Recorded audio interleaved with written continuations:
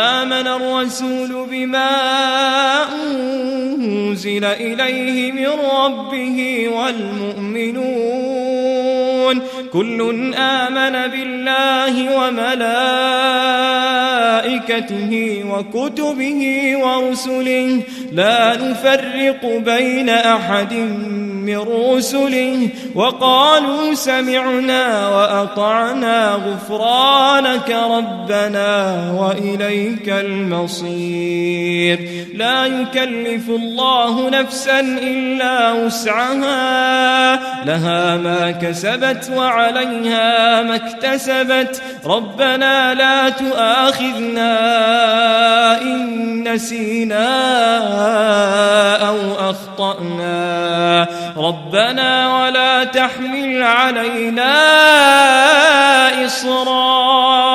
إصرا كما حملته على الذين من قبلنا ربنا ولا تحملنا ما لا طاقة لنا به واعف عنا واغفر لنا وارحمنا أنت مولانا فانصرنا على القوم الكافرين.